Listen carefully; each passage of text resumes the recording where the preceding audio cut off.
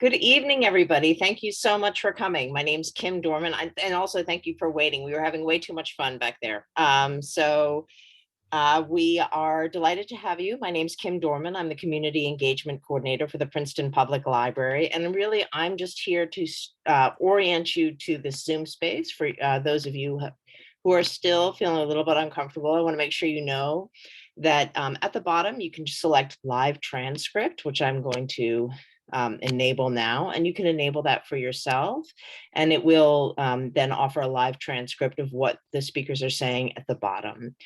We are always delighted to partner with Paul Robeson House to offer wonderful programming, and also with Dr. Joy Barnes-Johnson, who is just a wonderful human and is going to introduce this evening's program.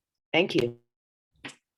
Thank you, Kim. Well, it is my absolute delight to welcome Sharon Rudahl, an author and illustrator for one of what I think is the most important books about Paul Robeson's life, called Ballad of an American, last year.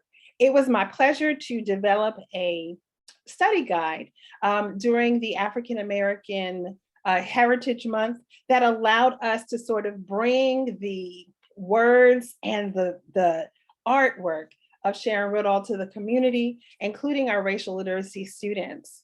At the Princeton High School and in the Princeton Public Schools, we have a delightful program that allows us to invite students to be parts of conversations. But now that I am working with the Paul Robeson House of Princeton, we are working to sort of bridge some of the gaps that are created because of the pandemic. One of the things that we get a chance to do tonight is have one of our leaders of color for change, Taylor Faith McGee, who was a student in the racial literacy program at Princeton Public School, and Sharon Rudahl in conversation with each other. I am going to be in the background, making sure that if there is anything that needs to happen, I can sort of support that. But we thank both Sharon and Taylor Faith and look forward to the wonderful program this evening. Thank you, Sharon. Thank you, Taylor. Thank you, Joy. Thank you. Hi, Taylor. Hello, nice to meet you. Nice to meet you.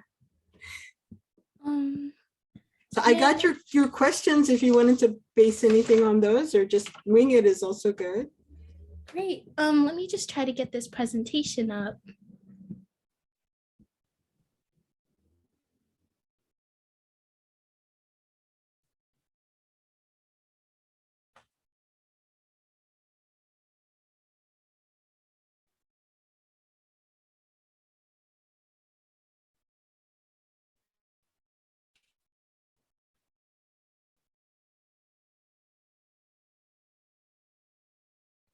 Are you able to see it?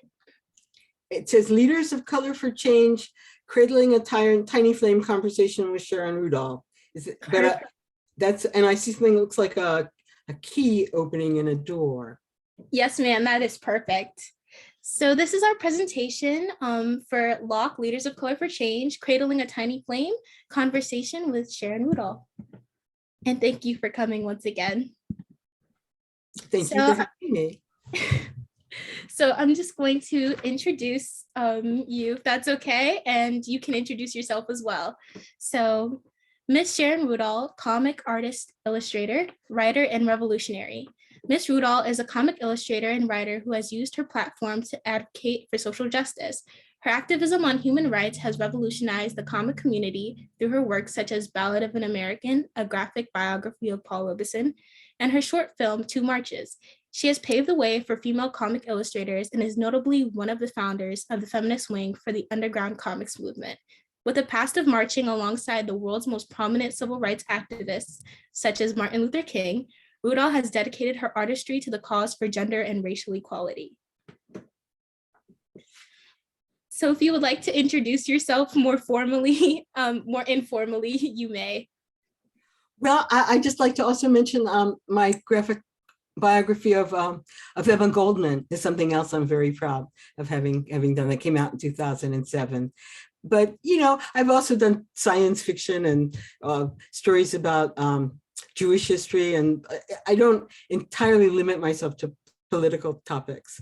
But I do always limit myself to something I feel good about doing. I don't ever accept work that I don't feel good about doing. One of the things I love that Paul Robeson said was that in a capitalist country, he charges as much as he can, and in a socialist country, he works for free. And I take something of a similar attitude when it comes to accepting work. If I love it enough, I'll find a way to do it. And if I just barely think it's okay, then I expect to be remunerated. That's what's important. And your passion has changed like the history of comics. So thank you for that. So is it okay if I ask you some questions about your career and your passion?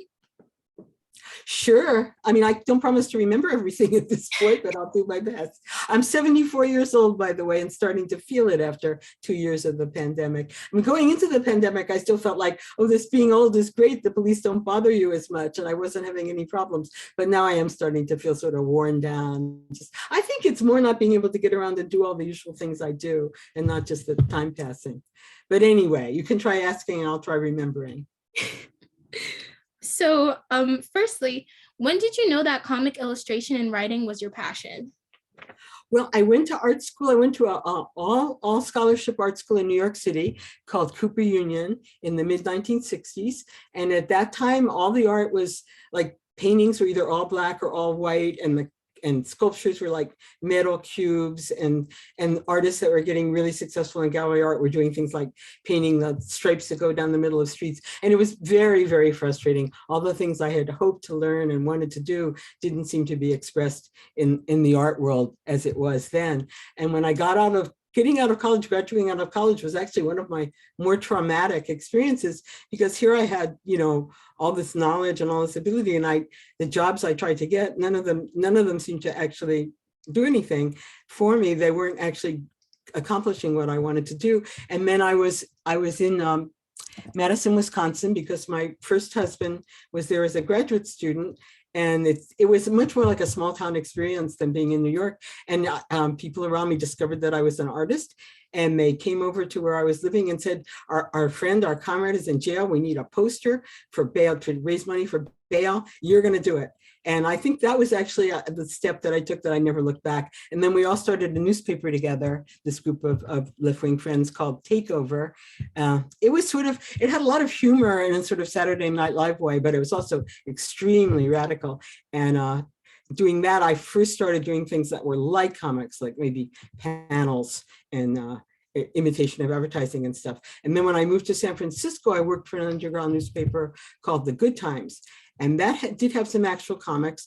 And there was a cartoonist there named Guy Caldwell, who was a very fine revolutionary artist, still working. And he served time in jail for refusing to go fight in Vietnam. And he did something that still sticks with me that's really interesting, that he made a color fast. He said he wouldn't work in color again until the war ended. So he was drawing comics. I used to watch and think, could I ever do that? And that's what I really want to do. And then just when all that was sort of coming to an end, and there was no longer enough interest to keep the underground newspapers alive, and there was a lot of repression from the government, Trina Robbins, who had put together the women's comic called It Ain't Me, Babe, decided she wanted to start a serious collective women's comic that would be called Women's Comic. And she actually went around trying to find women to work on it. And she came to the Good Times offices and said, would anyone here like to draw comics? Any women here like to draw comics? I want to draw comics. I want to draw comics. And that was the beginning. And I've never looked back. It really is the perfect medium for me. Because I'm able to combine all the different things that I like to do. And I mean, I know I'm a pretty good writer, but I don't really want to write a whole book. And I know I can write scripts and I can come up with great visual ideas, but I could never really deal with the politics and the money and whatever else to try to get into television or movies. It's like being able to be your own entire movie department, just sitting at home with a pencil and a piece of paper. You invent the costumes and the characters, and you write the script, and you decide what the action's going to be, and you're able to add whatever mood that lighting or music or, you know, the only thing I think I regret about comics is you can't have music. And I really would have loved to include a CD of Paul Robeson singing with every copy of the book. If I had really had my druthers and had the power to ask for something like that, that would have been the one thing I would have done, is that everybody that bought the book would also have a CD of him singing. Wouldn't that have been good? That would have been really good, I think. That's what's great about your film, Two Marches, your short film. You really I didn't actually do that. I did the art for it, and then the person that I had done the art for, this retired sociology professor that works on the various progressive projects. He paid a studio to have me record the narration, and I thought, well, nothing will ever happen with that. And then he hired somebody else to animate it and started sending it around to film festivals. And I didn't really have anything to do with anything except creating the original art and narration. But I think can you guys play it? I think it turned out pretty well, and it's a pretty good introduction to my life and times. Yes, we're going to be playing it shortly. I just have one more question, if that's okay. Sure. I just wanted to ask, what inspired you to use your art as a platform for social activism? Well, I mean, that's almost not the right question, because I always used any opportunity, anytime I was given any pages, you know, in a publication, I always used it to do what was most important to me.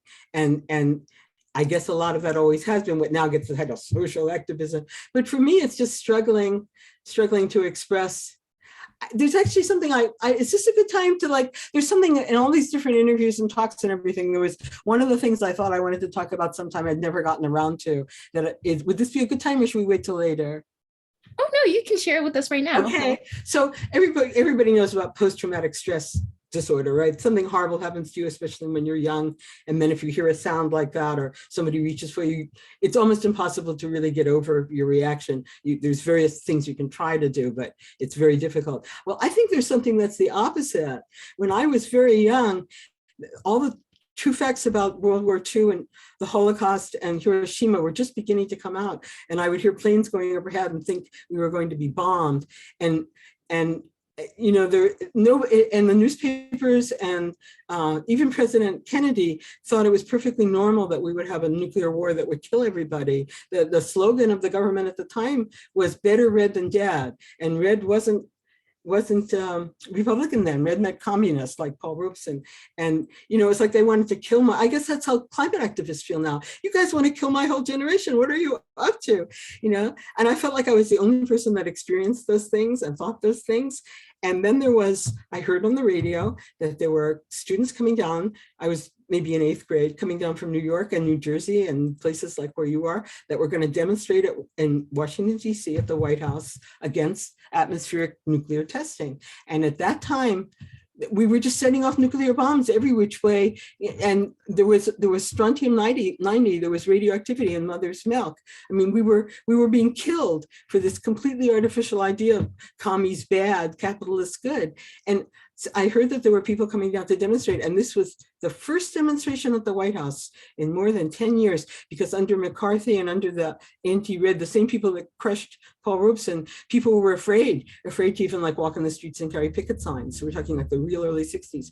And I skipped school and took a bus and went down, and I found people that agreed with me, people that saw and thought and felt the same things I did. And every time I would go out, there would be more of them and more of them and more of them.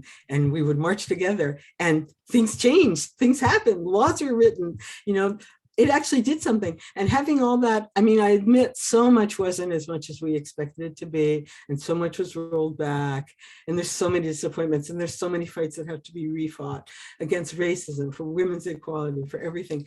But I mean, we ended the draft. It wasn't until I was pregnant with my first child that men even had to register for the draft again. We ended the death penalty. I mean, we had voting rights, which are now being taken away.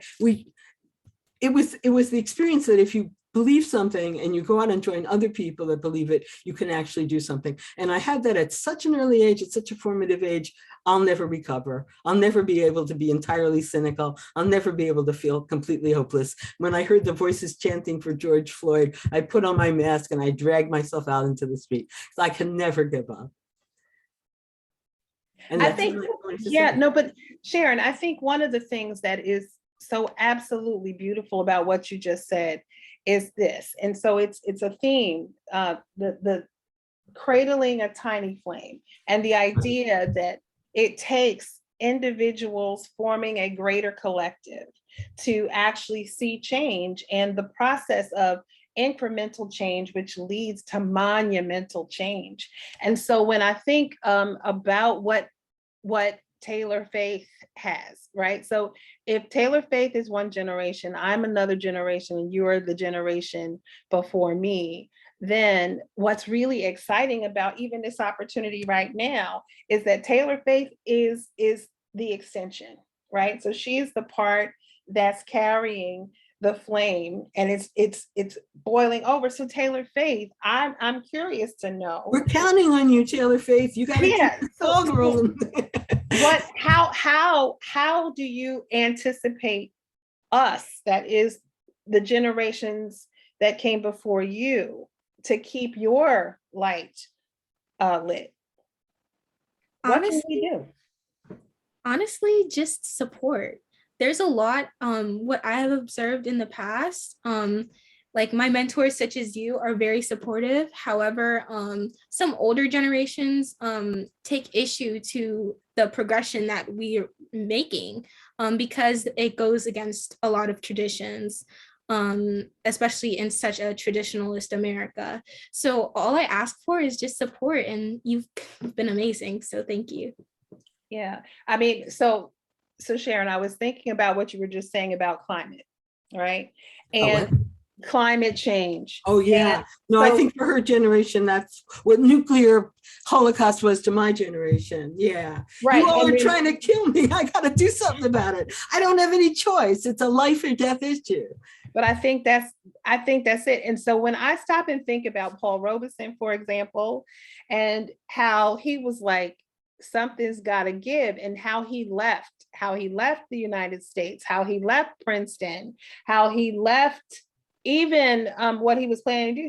He was planning to be a lawyer, and he was hoping to change the world using his art form. And so I think that's why you are so important. I think about Taylor Faith too, because I want to hear Taylor Faith, like, how do you plan to change the world? Because when I think about Paul Robeson, I said, he started out being excellent. He was an excellent student. He was an excellent scholar, just like you, right? And he was like, he went to law school and was like, I think I will go further with my art. And that's where I see Sharon, right? Your art speaks for you in these magnificent ways in the choices that you make.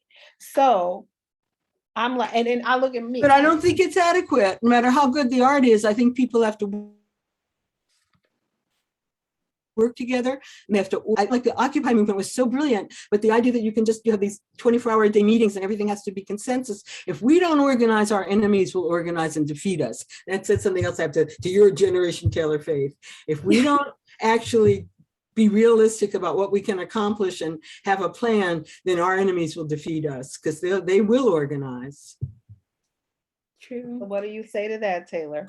No, I totally agree, especially if we're talking about a government that for decades has been used to oppress its people, and not just talking about people of color, but even white people as well, because a lot of them are like blinded to the systemic oppression of people of color. So in that way, they're being manipulated as well. Well, the big thing, taboo in this country, it's people can talk about race, they can't talk about class, and that's a really important how people get crushed in this country. And then something like West Virginia and Joe Manchin, the little sop that they give the white lower classes, yeah, but you're still better than the colored lower class, and that's what they're living on. But you got to defeat this class distinction. You can't just go with. Don't you agree with me? Exactly. And I think that too is a Robeson principle. Robeson right? really copped to all that, and he worked with everybody. See, I knew that when he was young. I don't remember whether it's W. Du Bois or somebody else, but there was this idea at the turn of the 20th century of colored people, that the talented 10th, that if you could get this 10th of the people that were educated, were able, were useful, then people would respect Black people. And at some point, Paul Robeson just decided, no, that's not good enough. We have to work together to make real, concrete, practical change.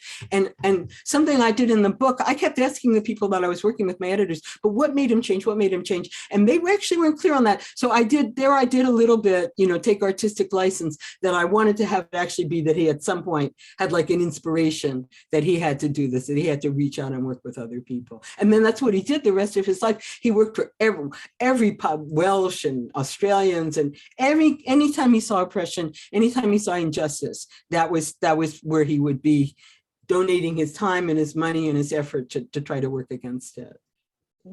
I think that this is the perfect segue into my next question. And it's, your graphic novel about Paul Robeson covers so much of his life. How did you research for the project? Okay, I took notes on your questions. I read everything I could get my hands on, and I have a good relation with my local librarian because I always go in there and hang out and read the newspaper.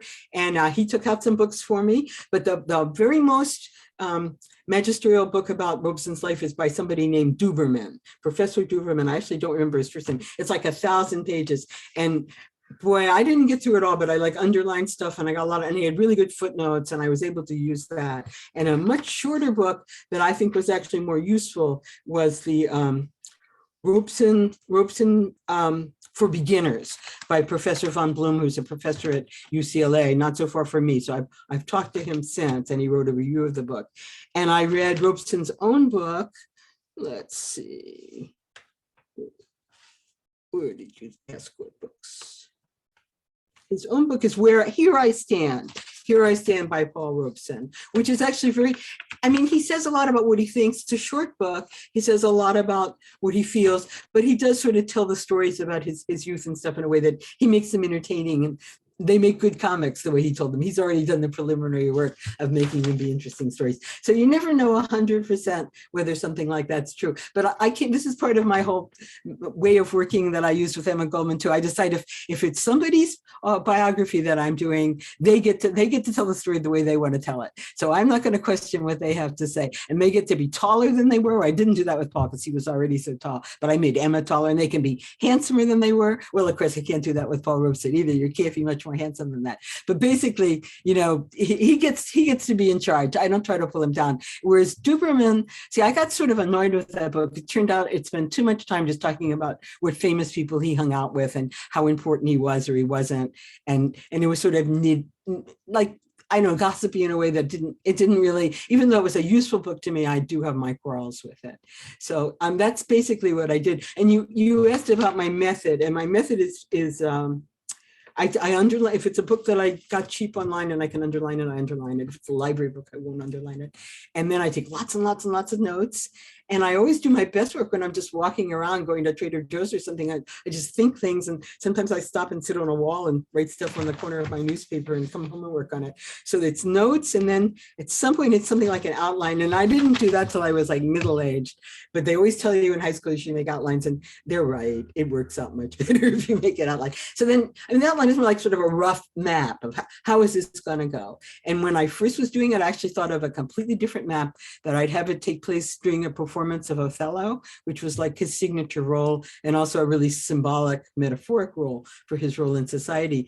But I started taking notes from the Shakespeare, and I realized, no, that's just not going to do it. It's going to be too narrowcast, and it's not going to include a lot of things about his life that are important. So I threw that idea out, and then I just sort of, and also, one of the wonderful things about comics that are sort of like underground comics is there's a lot of leeway. So a real motivation is, I really want to tell this story. I'm going to tell this story. It isn't always whether this story actually leads to the point that you're supposed to be making. It might just be that it's a story that really resonates with you, or that you really feel it's important to share with people because you love it so much. So that motivates me. So you've got your notes, you've got your outline, and then the next thing is I actually do write scripts, just like they were movie scripts.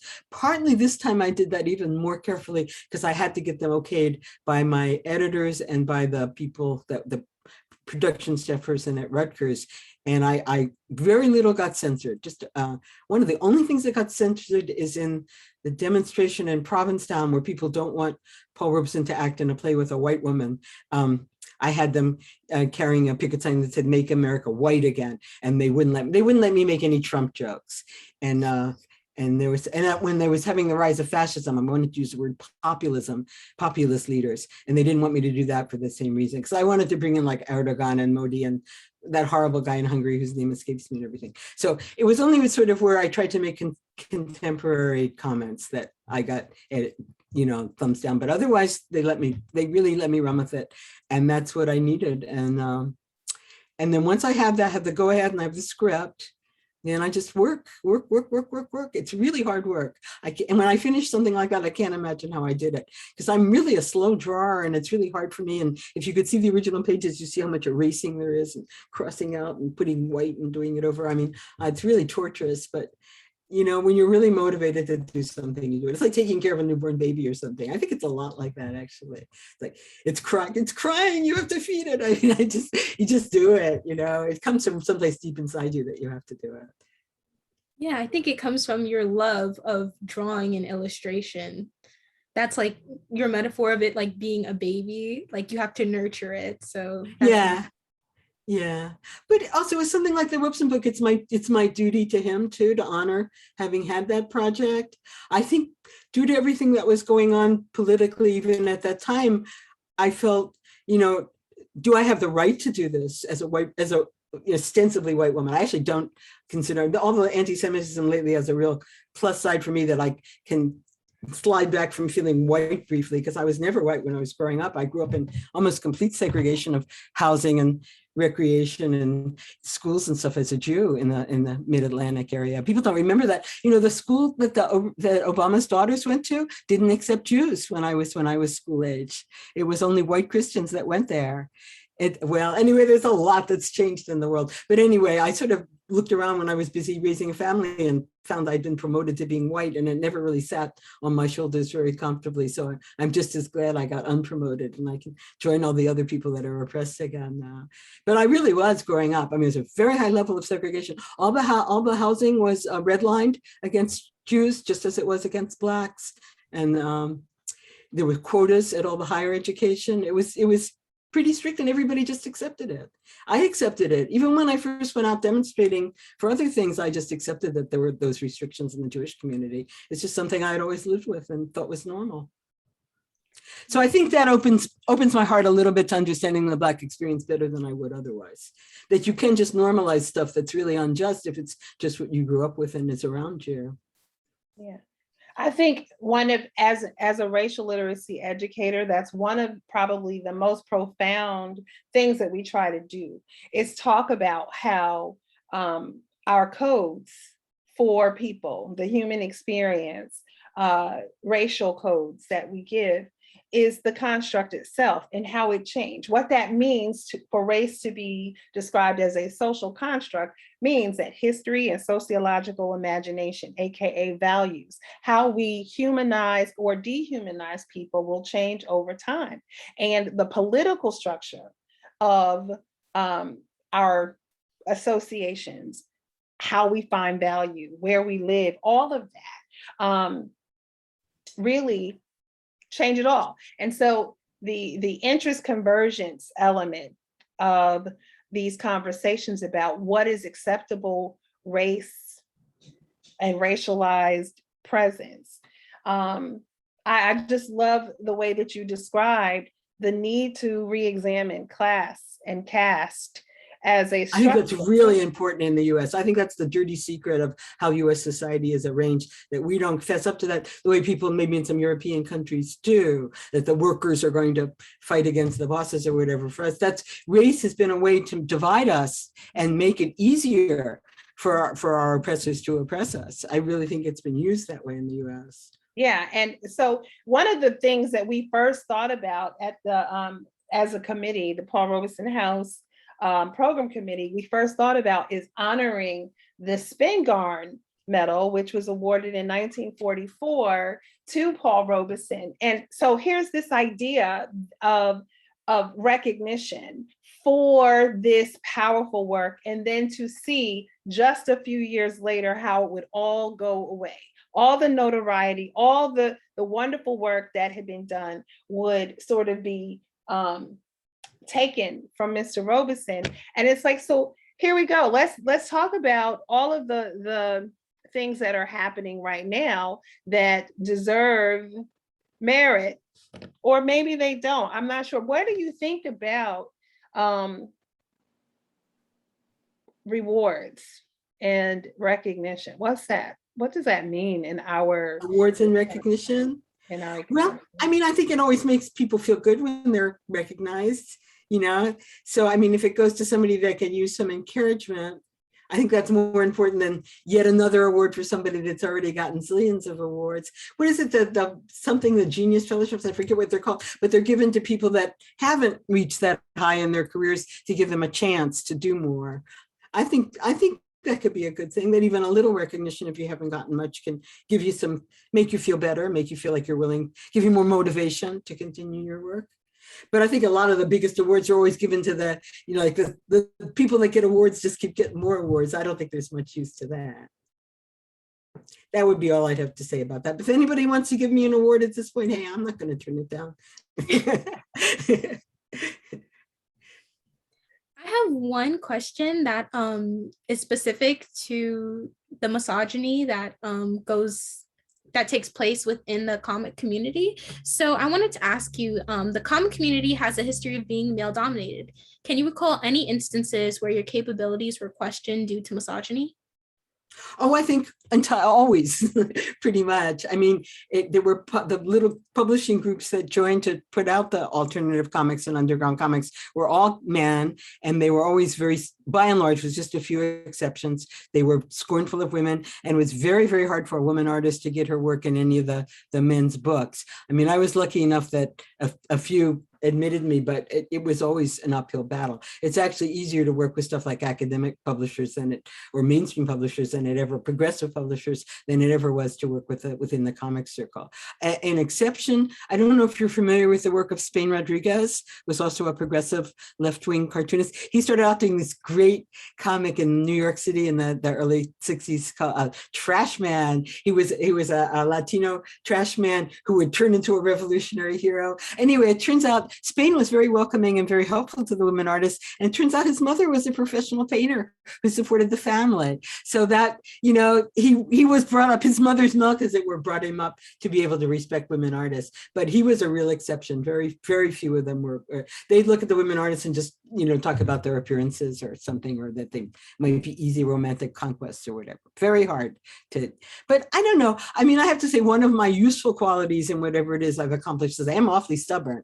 And growing up, having nobody around me agree with what I thought or liked or believed at all, it's kind of habituated me to not being, you know, I don't need people to be supportive for me to feel that I should keep doing what I think it's right to keep doing. So I did kind of learn that the hard way. Well, I'm thankful for your stubbornness because it has made a huge impact on many communities. Thank you so much. Thank you. It's very hard to be in an environment that is just against your passion. So you're facing like you're being persecuted because you're a woman, as well as being Jewish, as well as fighting for equality in regards to gender and race. And then you're also channeling that into your art. Like that's like your story actually is so just interesting to me. And I'm so intrigued by that because of the many layers of just challenges that you went through.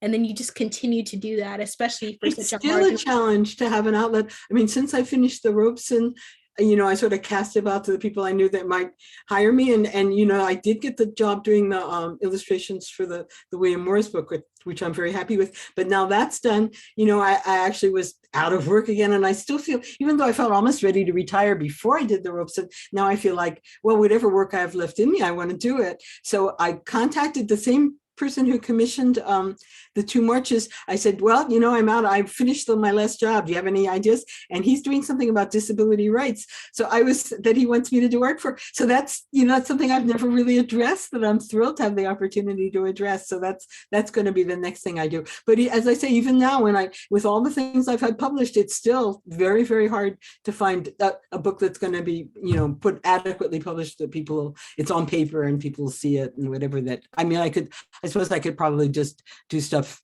that I put out myself. But as far as something that's actually going to come out, it's still very hard for me to find work. That's a very interesting topic. I feel like social activism and civil rights is constantly evolving, like that definition, because I feel like talking about like disability rights is very modern, because Yes. people with disabilities were outcasted. I didn't even notice for decades. And Centuries. Yeah. I mean, when you read even great old literature, when they refer to someone that's crippled or something, they're just, like an object. They're not treated as humans at all. I think the interesting thing about this is going to be quotes from actually disabled people saying what they want other people to know. And then I'm going to illustrate them with little graphic vignettes. So I'm really looking forward to it, because I'm 74 years old now and various things don't work as well as they used to. So it occurs to me that disability in a way is the only protected category that we almost all enter at one time or another. I mean, if you're fortunate enough to reach an advanced age, if you have a difficult pregnancy, if you're having an accident, very few people don't at one time or another see what it's like to not have the use of some of their base, not to be able to walk easily, or not to be able to see well, or not to be able to hear well, or or be physically fragile. Most of us will have that experience at one time or another, but we'd rather not think about it. So that seems like a very interesting thing for me to start trying to understand more and channel. I'll be channeling what disabled activist people want to actually tell the rest of us. What do you want to tell people who are not disabled? What do you want them to know? And that's what I'm supposed to be illustrating. So I'm actually very excited about that. It seems like the perfect project for me at this point. But people don't come running to my door offering to publish stuff by any means, even at this point.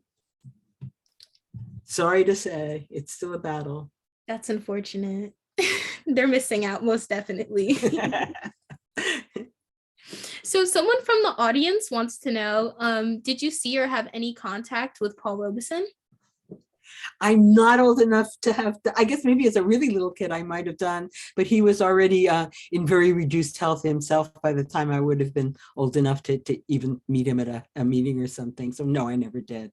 But you asked me one of your questions, did I listen to his music? And yes, that was one of the most, I think that was more helpful than any books. I went to this place called Amoeba Records they were closed down a lot during the pandemic, and they've moved, but they're back in business, but they were still open. And I got lots of old CDs, secondhand CDs with Paul Robeson singing. And whenever I'd actually be sitting and drawing, I would put him on so that his voice actually, both because I wanted to learn from it and be touched by it, but then it turned out he really sustained me. There's this song, Balm in Gilead, and it's sometimes I feel disheartened and think my work's in vain. And I would hear him sing that, and then the verses later but it's okay. There is a balm in Gilead, and you will be able to stand up and do your work again. And that really got me through some of Paul Robeson actually saw me through some of the times that I most would have to just throw the whole thing out the door and not even try to work on it anymore. It was very important to listen to him singing. Wow. Another question from someone in the audience is, can you talk more about finding women artists along your journey who are working in the protest vein?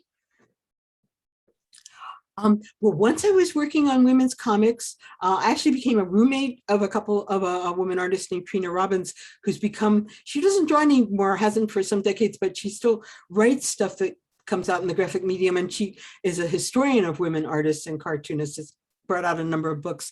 And we had a whole co-op of women artists that worked together and discussed each other's work and stuff. And since then, it's more just like who I contact through other women that I already know. There's a woman who was one of the cartoonists who's a muralist in LA that I'm still in contact with. And another one of the first artists lives in Joshua Tree in the desert, but she does things like, designing t-shirts and stuff. I mean, people do all sorts of different things, but they're still artists, and I do stay in touch with some of them. But I can't say I have a really firm network of women graphic artists now. That's really interesting, because I feel like that community has grown and expanded since your generation, and I would believe that they would kind of like gravitate toward you, especially since you have this extensive history within the community. Well, you're welcome to give anybody my contact information.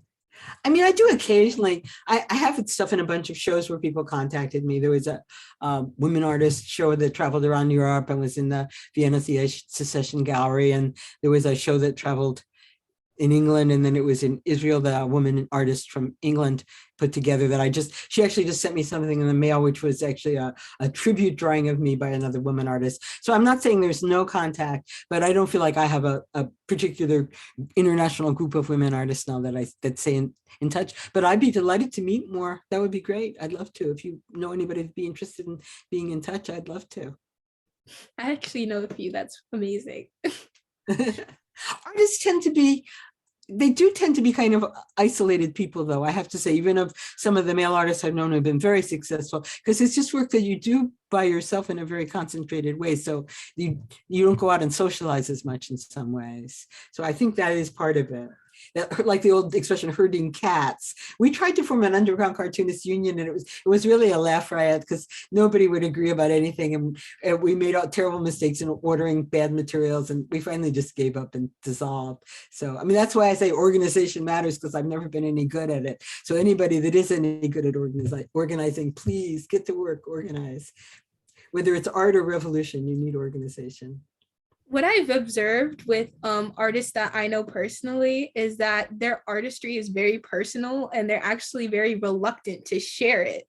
So that's a natural tendency. I mean, someone like Paul Robeson, a performing artist, their art is something that they give out to other people, and they're energized by other people's response. People that draw or write or something along those lines, it is very private and personal usually.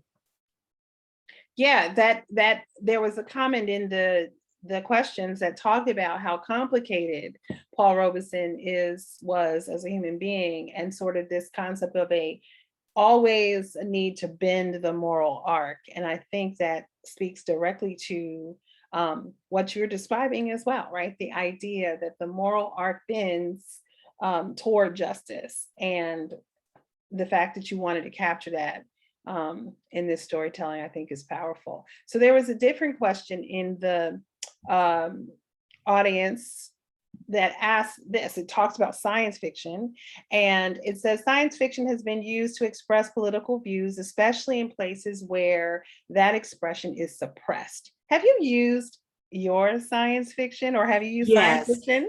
Yes, my one solo comic book was called Adventures of Crystal Night, and it's a science fiction adventure, but it's about getting rid of the cartels of international commerce that are oppressing people and devastating the environment and such. It's straight. I love political science fiction. I think that's one of the best things you can do with it. And even some of the shorter science fiction stories I've done have always been along those lines. When I do science fiction, it's definitely the dystopia that must be overturned, and I have a good time with it. Yeah, so there's there's one new one that just came out, like Dune, and then I see in the chat Octavia Butler. Do you have a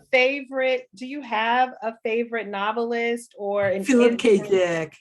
Philip K. Dick.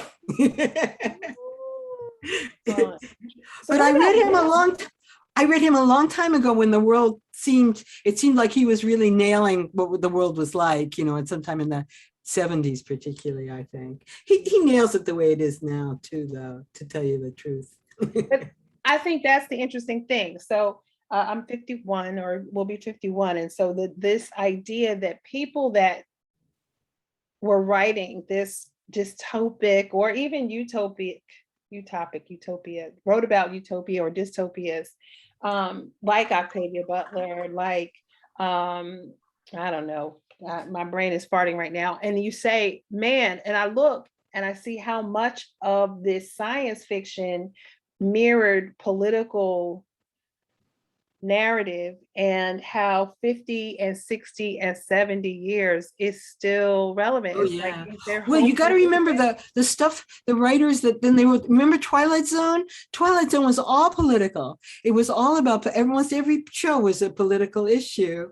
And now the Black director did a couple seasons of it. I'm trying to steal the one that did Us. Anyways, he did a year of science of Twilight Zone because he loved how political it was.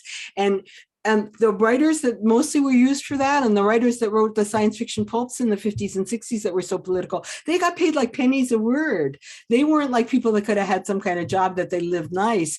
So they stuck in all their feelings and all their griefs and all their complaints in the guise of science fiction. It's the people that are writing that are like people living in cold water walk-ups and stuff. They're not the people you think of as like successful writers. That's why this stuff's so good. So there's something that the proximity to poverty breeds imagination? Maybe it just breeds a consciousness of injustice in the world. Yeah, I think I just watched a documentary about Pauli Murray that was fascinating. And it said because she felt like she was always in between worlds, she was able to see things that others couldn't see. That's and right. I wonder if you feel the same. Well, I mean, if you think about it, somebody who's writing a science fiction script for some high-powered studio and getting paid like zillions of dollars and surrounded by people who tell them how wonderful they are no matter what they do and don't do, they're not going to see the world the same way as someone who's like scrabbling for their meals every day. You know, it's a different world. Understood. There's another question in the audience. It says, you included the relationship between Robeson and Essie, but also other women who were interested in being part of his life. Another comic illustrator might have left those stories out. So talk about like the way you talk about the relationship between Robeson and Essie and the other. Yeah. So what were your thoughts? Can you? Well, I started out being just really impressed by her ability. She was one of the first Black technical worker at a big hospital in New York. She was a lab technician. She could have been a doctor. And she really made his career. I mean, I can come out and say that more than I would have said it in the book. I knew cartoonists like that. The guy that did Mouse, it was actually his wife at the time that did all the contacting the agents and going around and knocking on doors and making things happen. The pairing of an artist man and his agent and his wife that really knows how to make things happen is a very powerful pairing. And that's one of the main disadvantages of a woman trying to make her way in the arts. You can't have that pairing. Essie was incredibly important, incredibly talented. And he loved her and was very devoted to her. And I think he lost his mother when he was very young. And I think there was a maternal feeling as well as a romantic feeling. Now, as far as his affairs with other women, most of them were rather casual. And I express in the book, I say, many people fell in love with Paul Robeson and he didn't always resist temptation. And that's about all I wanted to say in that regard. I mean, it was a different time. People had a different attitude toward things like that. My impression, that's the sort of thing that Duberman, I think, goes into too much and in a too salacious way. My impression is by the standards of his time, he was a gentleman. You know, he didn't force himself on anybody. People were forever trying to seduce him. And most of his casual relationships were mutual friends that remain mutual friends. So, which has been true in my life too, to some extent, having lived through the 60s and 70s. I have some of my best friends are people that I was romantically involved with many decades ago. It's a great basis for a friendship, to tell you the truth. But anyways, he had one relationship that he actually was talking about leaving Essie and marrying this woman. And his old coach from Rutgers talked him out of it. You know, the true story will never be completely told. I only know what I found out. I tried to deal with it with discretion and with kindness and with an open heart. I don't think nowadays people would look at it the same way. I think they would think it was offensive that he undertook these kind of relationships. But I think at the time he was within the normal range of gentlemanly behavior and behaved himself with kindness, certainly with kindness and consideration to all the people involved. And I tried to keep, I hope I handled that that seemed like something that did need to be handled with delicacy. Lots of grace granted. And I think actually I appreciated that because I think about my grandmother's generation. I guess he would have been perhaps a little older than my grandmother. My grandmother was 98. And so in the end, when I think about it, it's like, yeah, the times were different. And so even your response right there was just incredibly gracious, because I think that we try to interpret how people acted in the 19th and 20th century with our 21st century mind, which is part of the problem. The value in looking at histories and storylines is that there is humanity, and all humans are in desperate need of grace. All humans are in desperate need of love and empathy. And I think that Mr. Robeson was and his entire family, that's what he learned. He learned justice as an extension of empathy, and not the loss of his mother created in him and in his entire family a different sort of foundation for service to humanity. And I think that's key. I think that's really important. So I want to put in the chat a link to the 2 marches, because we don't actually have the rights to show it in the library. And so I'm hopeful that people will march it. I'm really hopeful that people will watch it, because Taylor Faith had a couple questions, because I think it's important. Again, you use the 2 marches as bookends of a very important time frame of political thought. And I'm like, holy mackerel, it was beautiful. It was beautiful. So I'll mute myself. Go ahead, Taylor. I'm sorry. So people will be able to see it if they want to, though? There'll be a way they can get it? Okay. Absolutely. I put the link in the chat to anyone. Please, I invite you. It's a short, so it's maybe it's real short. And it's a beautiful story, and hearing your voice, and man, I loved it. So your short film, 2 Marches, details your experiences of marching in pursuit of equality in the 60s and as recent as 2017. What troubles you about today's racial climate? Well, the Virginia election troubles me. I mean, racism seems to be being used to keep the pigs in power, basically. It's a very old story, but lots of people feel it's not just the pandemic. I mean, they feel their work lives, it's inflation and being uncertain about their work and being uncertain about being able to afford housing. And, you know, whenever people are worried about their security, that's when fanning racism is, it's an old story, you know, whether it's burning down Jewish villages or burning down Chinatowns or burning down Black communities. You know, this is, we're in this kind of time when it's the easiest thing to do, you know, don't blame us, go blame this group, you know, rather than, and they're getting away with it again and taking advantage of it. I mean, with everything that's going on and how much people are struggling, you know, when you look at how much richer the rich have gotten these last few years, it's, I can't look at the stock market figures anymore. I just want to vomit. It's just so disgusting. Yeah, they should send all the billionaires into space, but not let them come back, in my opinion, would be a good solution to a lot of things. Build enough rocket ships so you can let them all see, there, you've seen space. And then you just like, oh, sorry, we don't have a return fare for you. That would be great. I'm not a nice person when it comes to stuff like that. Yeah. I totally agree with you on the placing blame on minorities, because you saw that that's pretty much why the entire Holocaust happened, because they needed somebody to blame World War I on. They blame it on the Jewish people, as well as we see with COVID-19 blaming it on Asians. Yeah. And also when it comes to like the job market, then you want to blame Hispanic Black people for taking jobs away, right? And when it comes, I mean, I think unions are really important, but it's also true a lot of the traditional unions kept Blacks out of their training programs and their apprenticeship programs. So that's, you know, I want to see America reunionize, but reunionize in a racially just way.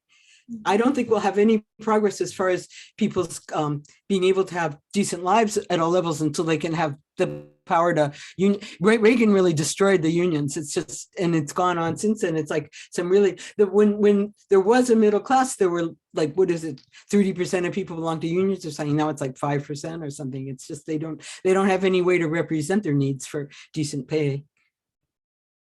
Yeah, it's a shame. So with this conversation, what do you believe is the solution for social harmony, or at the very least, cultural tolerance? You know, maybe I don't think cultural tolerance is as important as fighting for justice.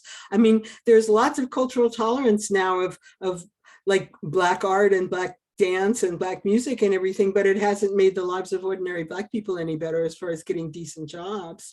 So I think that, you know, I mean, tolerance is all very well, but I think we should put our organizing, let's say unions and the equivalent of unions. There should be, women should organize to get pay or at least get retirement for their household work, for their childcare, so that they're not left high and dry with nothing to live on when they're old. I mean, there's just so many practical matters that people need to address to have some level of actual physical equality. And in some ways, I feel like let the tolerance take care of itself. Let's take care of people's day-to-day lives not being treated so unequally and being so oppressed and being put in so much danger.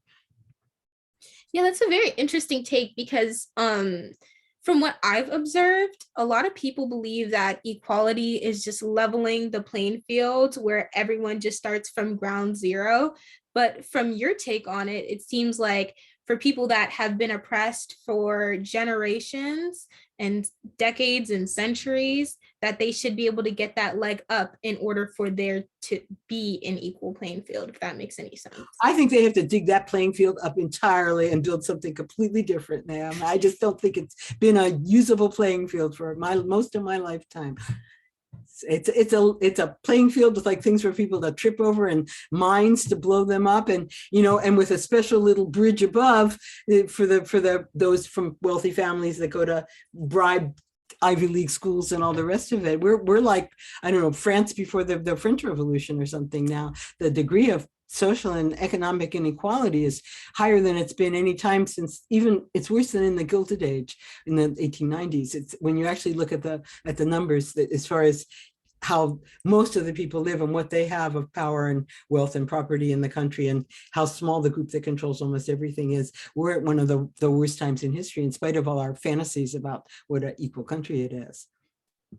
Yeah, your topic of affirmative action is actually very interesting because I've just finished completing my college applications, and the question of affirmative action just has been ringing in my ears for these past few months.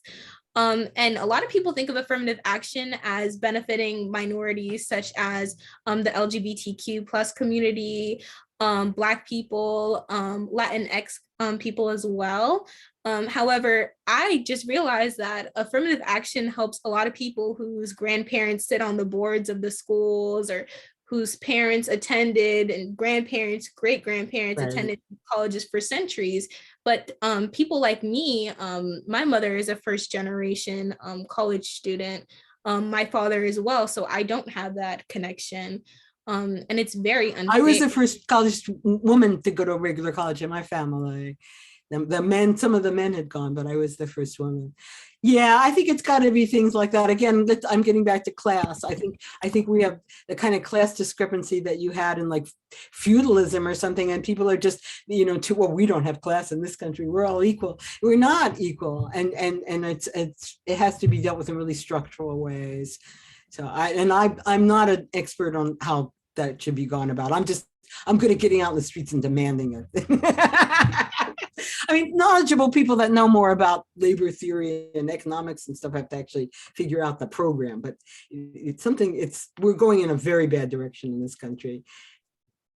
Yeah, I think you have spotlighted, especially in, thank you, Taylor, thank you, Sharon, this idea that there are structural explanations, systemic reasons why we feel like we're on this treadmill, and mobilizing beyond this moment is going to mean actually going back and looking at past moments. How is it structured? And Paul Robeson was really, that's one of the things I love about his life and work, that it wasn't just about one group or another being brought into the spotlight. It was everyone working together to have justice for everyone. Yeah, absolutely. Justice for all. I love that about him. I just love that about him. And he was a big enough man to see that and do that.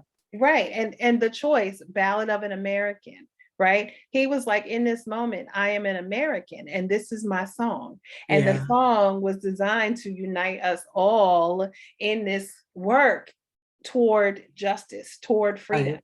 liberty, all of that. Right. So Taylor, you have shared so much of yourself. Sharon, you have shared so much of yourself in this conversation this evening. And so I'm wondering if you would say something to just walk us out so that we can continue to cradle this tiny light, this tiny flame that you share with us. And so I'll spotlight each of you. Just think for a moment, and I will allow Taylor to give us the final say. So Oh, what should I do be? you, yeah, so Am what do I you the one have that's supposed to talk now? Yes. All right. Well, I hope you'll all watch 2 marches.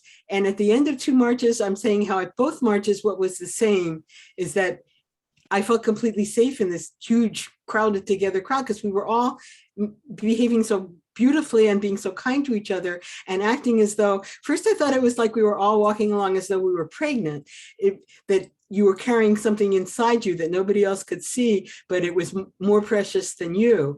And then I realized, well, I don't really want this image in the Women's March of everybody being pregnant. And that's when I thought of the little flame, that you want to carry it so carefully so that nothing can blow it out. And if Paul Robeson, I mean, if that's a good image, Paul Robeson had a very big flame inside himself that burned high enough to illuminate a great deal. And it was a great privilege to spend years of my life getting to know him better. So I guess that's what I have to say. Oh, and about that flame, I mean, it's so easy to put it out. If you let yourself do something or be talked into something that you kind of know is wrong, it's just like the way kids will smoke a cigarette or drink, and it I feel horrible. And then it's easy enough the 3rd or 4th time. Well, doing wrong is easy enough the 3rd or 4th time. So don't do it. I mean, when you really feel that impulse from that little flame that you should be supporting someone or helping someone or calling a politician or walking in the street or giving away money, do it. That's how you build your flame. That's how you make it bigger and brighter and are able to be guided by it. And that's what I have to say. Well, I would like to ask the audience if they have any other questions before we wrap up our interview. You can just drop it in the Q&A section of the chat. And while you wait, Taylor, how do you keep the tiny flame lit? I think she summed it up perfectly. Well, in the beginning of this interview, when she said that we just need to organize, we have to come together. What I believe the government is trying to do is trying to separate everyone, trying to have us argue amongst ourselves so that we can't defeat that bigger giant, which is them. But I believe that if we all band together for the common good, that we'll be able to really accomplish some great things. And so what are you planning to study? When you mentioned that you are doing your college applications, tell us a little bit more. You didn't introduce yourself. So I'm actually planning to study biochemistry with a focus in pre-med. I just want to revolutionize the medical industry because of the decades of inequalities in the healthcare community. So I just want to encourage future generations of Black doctors and pretty much just for everybody to receive healthcare. And because of this healthcare inequality, we see this today as well with COVID-19. The deaths just in urban communities are just extremely high, and they are still extremely high. And that's where my concern is. So yeah. And I also want to, one of my other interests is political science as well. I'm really interested in politics and pretty much how the government oppresses people, unfortunately. Well, this has been a delightful conversation. Sharon, it has been absolutely my joy to see your face. I've been listening to your voice and reading your words and being inspired by your gift. Taylor Faith, you always manage to inspire me and motivate me. You fill my cup. Both of you have filled my cup this evening. To those of you in the audience, thank you for joining us here for this conversation. And we look forward to designing programs at the Paul Robeson House in partnership with the library, with the Leaders of Color for Change at Princeton High School. And just, we want to spotlight this idea that all of us has a flame that we carry.